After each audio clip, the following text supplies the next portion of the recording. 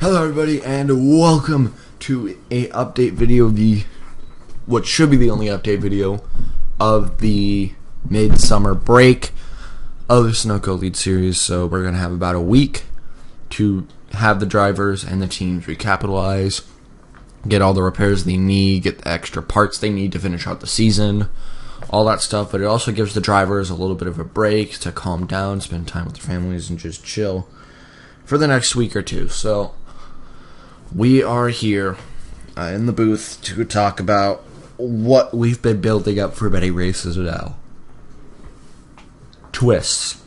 I've been announcing over and over and over, not only here but in the Discord, that there's going to be a twist video. There's going to be some twists for next season. There's going to be something approaching, and everyone's been just scratching their heads on that. It's about time to review what we're doing. It's not one twist. It's 4. And the first one I'm going to talk about is the minor one. Experience. This will be a little thing to the ratings next season. It's a twist, but it's something I've talked about with others before. So I'm talking about this one first because it's not too huge. And it can be put as the first one because it's not that dramatic. But if a driver has one or more wins,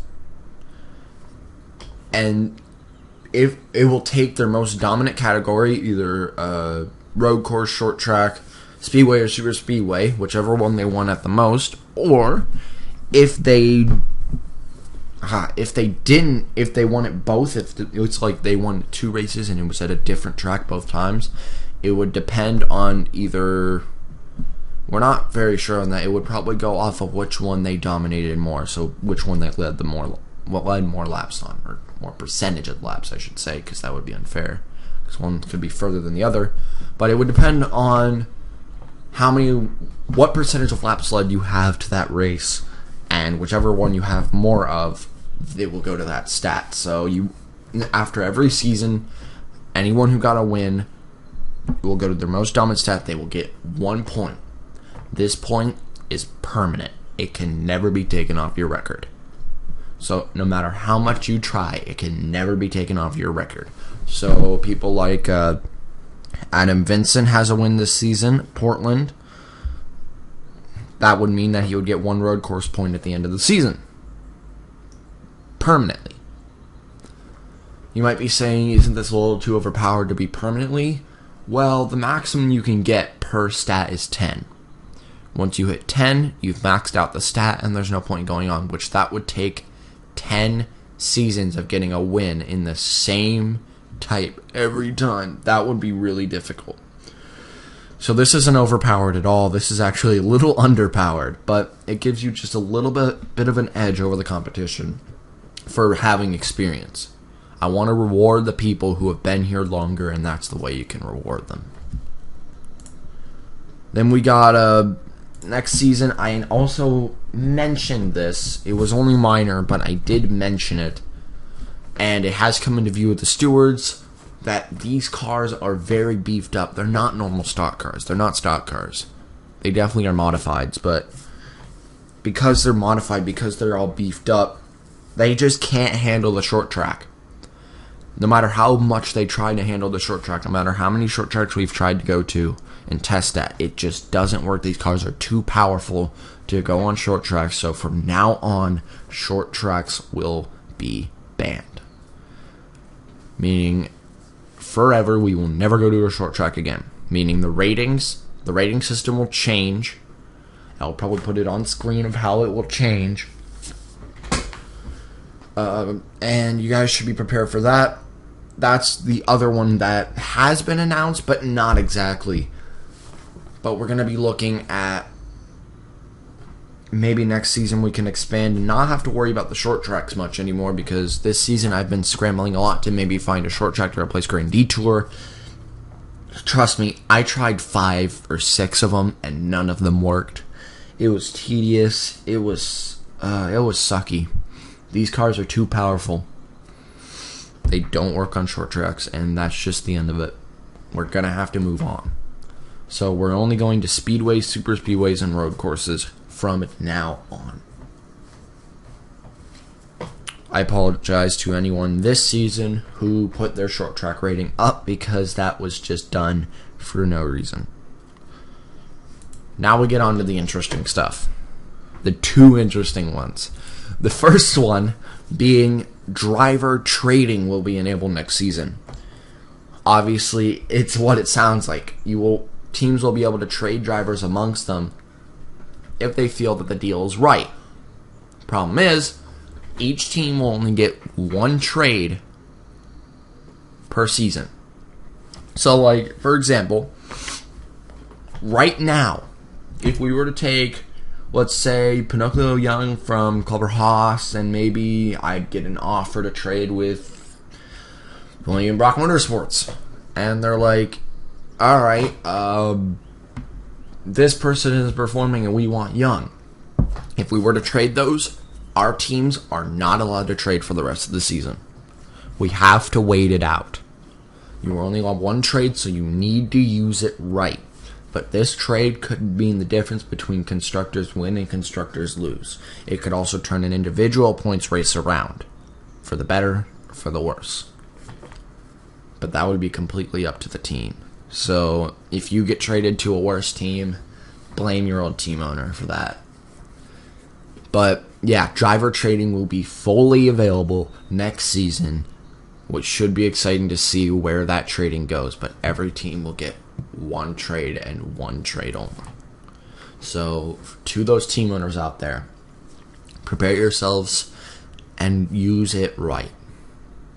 I will mention it at the beginning of next season that driver trading is open. So, well, actually, driver trading is probably going to be like alternate designs, and it's probably going to have to wait till race 5 to be used. And another thing, this isn't a twist, this is just me reminding you, like I said, alternate designs are available if you want to paint another car for your team, to the team owners. If you want to repaint a car like I did for Annie Thomas, go for it and submit it. You are in the window where you're allowed. So, but once you've submitted one, you cannot submit another for 5 races. So make sure it's a good design. Now on to the final twist, and this one's going to be the game changer. This one's going to make all the team owners hate me, so I'm prepared for this one. I apologize to the team owners for this, because this is confusing me to this point. I don't even know what I'm going to be doing with my team. But next season, we feel that these teams are too scrambled and they're too large. So next season, the team size will be reduced from 4 drivers to 3 drivers per team, which is a big one. Meaning if you have a team that you're happy with all 4, sorry, because you're going to have to kick one of them out. This is where the struggle is going to begin for some of you teams, because you're going to have to decide if you have multiple drivers on the team that's underperforming and you want to kick them off, then this won't be too big of a problem for you. Then you just have to recruit one less driver, and it'll take the pressure off for more drivers. But for the teams who really like their team, like me, I know Fitzwater Australia Racing really likes his team, and a few others really like their teams, and we're gonna have to kick one of you out of our teams, and it sucks. But because of this, more teams will be allowed to join into the fray, which means, because we're reducing from 40 drivers to 30 drivers now next season, but the 10 teams we have will reduce to 30. This should open up 4 more team slots, 14 teams. I already know the 11th team, but that's gonna have to stay a secret for you guys, who that 11th team is, and that should be fun. I know exactly who it is, and it's going to be fun to see them join in the fray. So, in reality, we may just have 3 team slots left. You are not allowed to enter them now. You must wait. After Mid-Ohio is when that video will go up. That's how it worked last season. That's how it's going to work this season. After Mid-Ohio, right after Mid-Ohio, the Season 2 signups will begin. It will start with the team signups. meaning no drivers. Because this will be the first season since season 1 that we will have a team signups.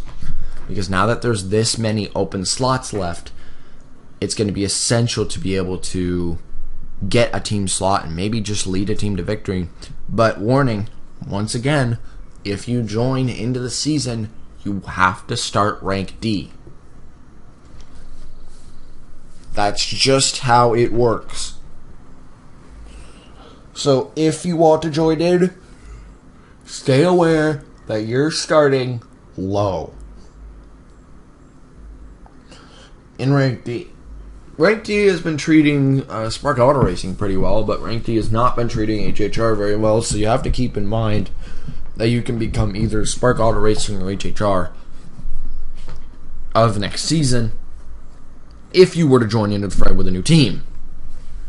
But just for the future, if you would want to own a team, it would come down to being able to paint the cars or having someone who would paint the cars and having that level of respect to be able to recruit drivers to your team and get them in. If you have those, then you're pretty much fine. And I wish you the best of luck. So, to summarize, experience points next season. If you have a win, then you'll get an experience points, 1 experience point in your most dominant stat. No more short tracks next season, and from there on out, because the cars are way too dangerous on short tracks. Driver trading will be enabled, 1 trade per team per season, and team reducing from 4 drivers to 3 drivers per team next season to make the teams less scrambled and to give other teams a chance to join in. That was a lot to say. But what it'll also do with the team reduction is that a lot of good drivers are going to be kicked out of their ride, so it's going to open up those worse teams to pick up those better drivers, which will be good for them to give them a good driver to actually give them a chance against some of these gigantic teams. I'm already looking at who I'm hunting after for next season, I'm going to be honest.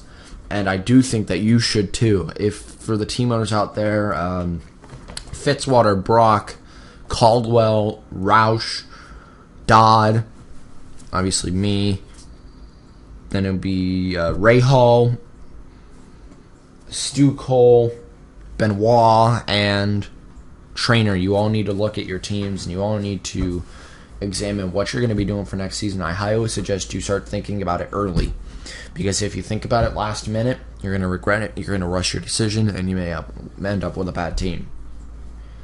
I've been thinking about this since race 6 when we started thinking about these twists. So you should definitely start thinking about where your team is going and who's going to stay and who's going to leave.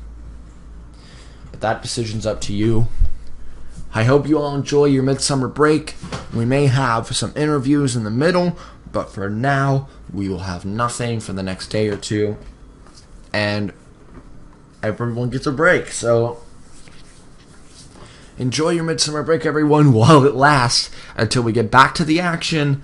It should be around, I'd say, the 29th. 29th or 30th is when we'll get back to the action. So, enjoy your midsummer break, and we'll see you next time. Ciao.